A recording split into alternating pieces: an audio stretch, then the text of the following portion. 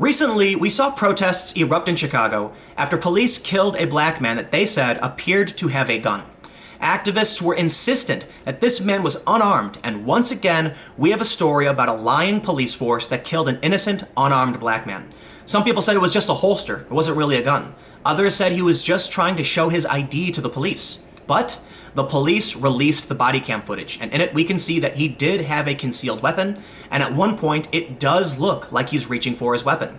Despite this, activists are doubling down, saying there's no audio in the video, so we don't really know what happened. It seems like many of these big protests surround individuals who are in questionable circumstances or were actually committing crimes. So just exactly what is it that activists are saying? Why are they doubling down? And will this lead to more protests? But before we get started, let me give a quick shout out to today's sponsor, NewsVoice. NewsVoice is revolutionizing the news landscape. The app gives you a personalized news feed by aggregating major news sites, as well as international and independent media. Each news story shows multiple sources, which are all tagged with their bias and perspective. Check out the NewsVoice app by clicking the link in the description below. It's available on Google Play and iTunes, and it's totally free. There's a famous quote, "Be the change you want to see in the world." And this is an app that allows the community to weigh in and have their voice heard. So if you want to see the change, it's time to step up and be the change. First, let's look at what happened with the start of the protests. From Al Jazeera, protests erupt in Chicago after black man fatally shot by police.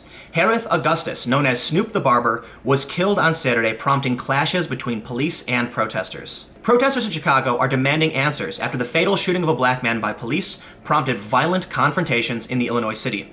The whole damn system is guilty as hell, dozens chanted on Saturday, just hours after police shot and killed 37-year-old Harith Augusts in the South Shore neighborhood of Chicago. The city's police patrol chief Fred Waller told reporters late on Saturday that Augusts was shot after police officers on foot tried to question him because the bulge around his waistband suggested he was armed. Augusts became combative and eventually broke free from the officers, Waller said. They thought he appeared to be reaching for his weapon, which he did have a weapon on him, and the officers tragically shot him. Waller told reporters, adding that police recovered a semi-automatic weapon. Protests erupted after this shooting. We can see police hitting people with batons, protesters moving through the streets, as reported by CNN. Essa reported that police rushed protesters who had been throwing bottles. Essa says he was also pushed to the ground by police. Take your phone and get out. Now! Private property, get out! Chicago police confirmed that at least 4 people were arrested and several officers were injured by rocks and bottles. Police also say their squad cars were damaged. The protest started shortly after police shot and killed a man on the city's south side. Protesters want accountability now. So whoever shot this man was dead wrong. He was unarmed, and they shot an unarmed black man again. Shot that man 5 times because he had a holster and there wasn't even a gun in the holster. Right, what was your reaction when you saw that? I run for cover before I get one of the bullets because they ain't got no name on them.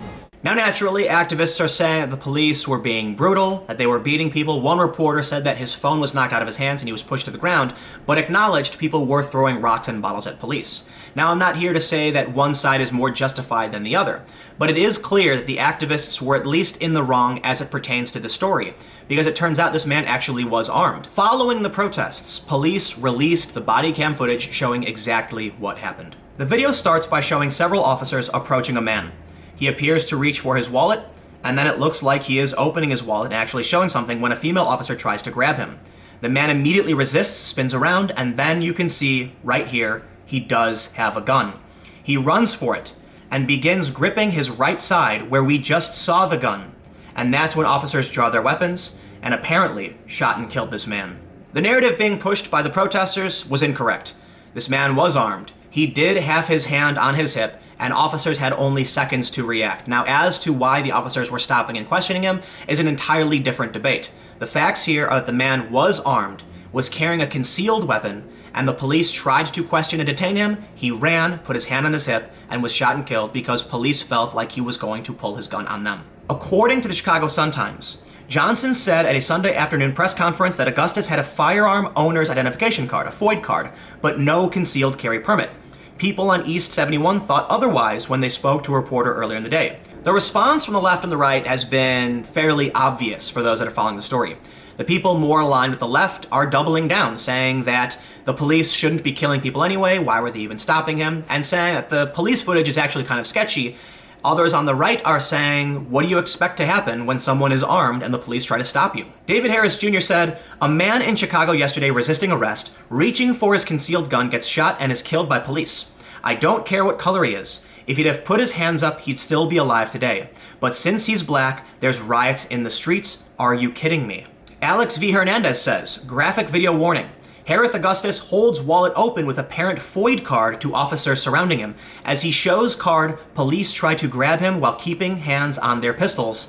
Police shoot and kill him seconds later. Bodycam vids and presser Superintendent Eddie T. Johnson held around its release didn't really address violence his officers were filmed inflicting on both residents protesting and journalists who were documenting CPD's use of said violence. And in response to a tweet about the story, Black Lives Matter Milwaukee said, quote, we're not trying to hide anything, releases edited video without audio. Another person said, without sound, we know nothing. It is my understanding they were already firing on him, which is why he reached for his gun. So did they see a gun and use it as cause? Why were that many cops engaged to begin with? Yes, my sentiments exactly. Why did they approach him in such an aggressive manner? I don't get it. Well, maybe the cops were racist, maybe they weren't. But if we go on just the facts, we can say that this man had a bulge around his waist, police thought he might be armed and wanted to question him, he resisted, and then when his shirt flew up they saw the gun, he reached for his hip, they shot and killed him. It's acknowledged that the man had a FOID card, which means he had a right to have a gun, but not to conceal it, in which case, he was probably going to be arrested for concealing his firearm. Now, some people on the left are saying the police didn't address the issues of violence in a satisfactory manner. But as acknowledged by even the reporter who says he was pushed by cops, people were throwing rocks and bottles at police, so naturally you're likely to see an escalation in tactics from the police if the protesters are engaging in similar behavior. From ABC7, activists gathered at Chicago Police Headquarters Monday morning after police released body camera video of a deadly police shooting over the weekend. Some activists want to see Chicago Police Superintendent Eddie Johnson resign. There are so many times we hear stories that result in rioting and protests, and it seems like the individual was in questionable circumstances. The most notable is Michael Brown. The right is insistent that he charged the police, but the left is insistent that he had his hands up, and that's why people chanted, hands up, don't shoot. But there are instances where black men are shot and killed, and we don't see the same response from people on the right or the left. I did an interview with an activist in Chicago where we talked about gun issues in Chicago. She said that even as a young child, she had a gun because it made her feel powerful. Chicago has a serious problem with guns, and I don't know what anyone expects the solution to be. People in many of these neighborhoods don't trust police, so police know that when they go in, they're going to have a hard time of it and are on edge. Many of these people do have guns. They trade illegal guns. They go to Indiana and buy guns and bring them back, and there's a lot of gang violence. Chicago is called Chirac for a reason. More gun deaths than many other cities in this country. So when you have individuals who are illegally carrying firearms and police who are concerned about it, what do you think the solution should be? Should police just not go into these neighborhoods? Well, that would be unreasonable. We need police in neighborhoods to deal with crime. But if people aren't going to talk to them anyway, what good are they accomplishing?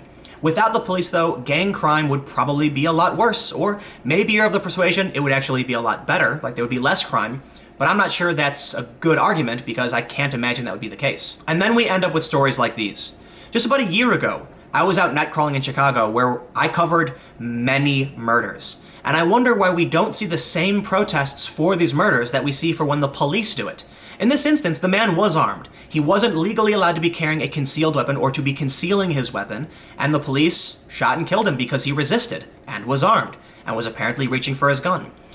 I wonder why we don't see the same protests over gang violence. While there are protests against gang violence, there are activists fighting against gang violence. It seems like when the police are involved, it's much higher profile and many more people come out. Suffice it to say, in this instance, the activists were wrong. This man was armed, and I don't know what you expect the police to do in this situation. Should they run away and let the man draw his weapon and just leave? Maybe that is an argument, because this guy doesn't seem like he's going to just start shooting random people. Should the police engage with someone and actually create a dangerous situation by drawing their weapons and firing as well? In New York, somebody had a gun, the police shot several innocent people trying to apprehend them. So maybe there is an argument for de-escalation. But let me know what you think in the comments below. We'll keep the conversation going.